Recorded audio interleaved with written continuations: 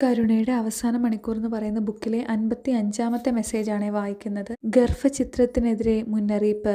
കുഞ്ഞുമക്കളെ, ലോകമെങ്ങും വർദ്ധിച്ചു വരുന്ന ഗർഭചിത്രത്തെ ഓർത്ത് ഞാൻ വളരെയധികം സങ്കടപ്പെടുന്നു. അബോർഷൻ എന്ന പാപം സ്വർഗത്തെ കരയിപ്പിക്കുന്നു. അത് ആയിരക്കണക്കിന് ചെറുപ്പക്കാരെയും ദമ്പതികളെയും നിത്യനാശത്തിലേക്ക് നയിക്കുകയും ചെയ്യുന്നു. അബോർഷൻ നടത്താൻ തീരുമാനിക്കുന്ന ദമ്പതികളുടെ ആത്മാവ് അന്ധകാരത്തിലാണ്. അബോർഷൻ നടത്താൻ സഹായിക്കുന്ന ഡോക്ടർമാരുടെയും നഴ്സുമാരുടെയും ഗർഭചിത്രം നടത്തുന്ന മറ്റെല്ലാവരുടെയും ആത്മാക്കളും അപ്രകാരം തന്നെ അന്ധകാരപൂർണമാണ്. ഈ പാതകത്തിന് അവരെല്ലാവരും ദൈവത്തിൻ്റെ മുൻപിൽ ഒരേപോലെ ഉത്തരവാദികളാണ്. അനുതപിക്കുന്നില്ലെങ്കിൽ നിത്യതയിലേക്ക് പ്രവേശിക്കുന്ന നിമിഷത്തിൽ അവർ എന്നേക്കും നഷ്ടപ്പെട്ടവരായി തീരും എന്ന വലിയ അപകട സാധ്യത അവർക്കുണ്ട്. അബോർഷൻ നടത്തുന്ന ഒരു സ്ത്രീ തൻ്റെ ഉദരത്തെ ഒരു ശവക്കല്ലറയാക്കുന്നു.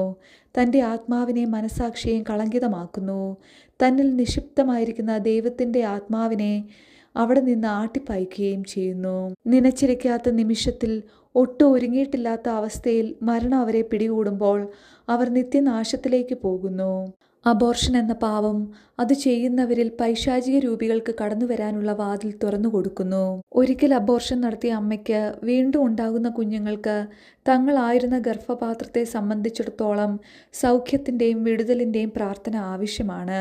അങ്ങനെ അവർ അബോർഷന്റെ പൈശാചിക രൂപിയിൽ നിന്ന് രക്ഷപ്പെടുകയും ഭാവിയിൽ തങ്ങളുടെ മാതാവിനെ അനുകരിച്ച് നിഷ്കളങ്ക രക്തം ചൊരിയുന്നത് അവർ തുടരാതിരിക്കുകയും ചെയ്യും.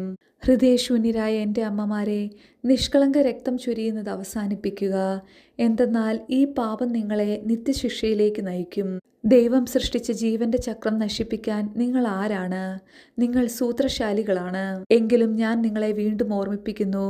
അണ്ഡവും ബീജവും സംയോജിക്കുന്ന നിമിഷം മുതൽ ആ ഭ്രൂണത്തിൽ ജീവനുണ്ട്. അതിൽ നടത്തുന്ന ഏതിടപെടലും മാരക പാപമാണ്. അത് കൊലപാതകം തന്നെയാണ്. ഇന്ന് ആ പാപം ചെയ്യുന്ന അമ്മമാരുടെയും അതിന് സഹായിക്കുന്ന ഡോക്ടർമാരുടെയും നഴ്സുമാരുടെയും മറ്റെല്ലാവരുടെയും മനസാക്ഷി തന്നെയായിരിക്കും നാളെ നിത്യതയിലേക്ക് പ്രവേശിക്കുന്ന നിമിഷത്തിൽ അവരുടെ നിർദ്ദയനായ ന്യായാധിപനും. നിങ്ങൾ ആർക്കാണോ ജീവൻ നിഷേധിച്ചത് ആ കുഞ്ഞുങ്ങളെ കാണുമ്പോൾ നിങ്ങളുടെ വേദന വർദ്ധിക്കും. എങ്കിലും ഞാൻ അനുതപിക്കുന്ന പാപികളെ സ്നേഹിക്കുന്നു. ഇനിയും അനുതപിക്കാത്തവർ എന്നെ വേദനിപ്പിക്കുകയും വ്രണപ്പെടുത്തുകയും ചെയ്യുന്നുവെങ്കിലും അവർക്കായി ഞാൻ കാത്തിരിക്കുകയും ചെയ്യുന്നു.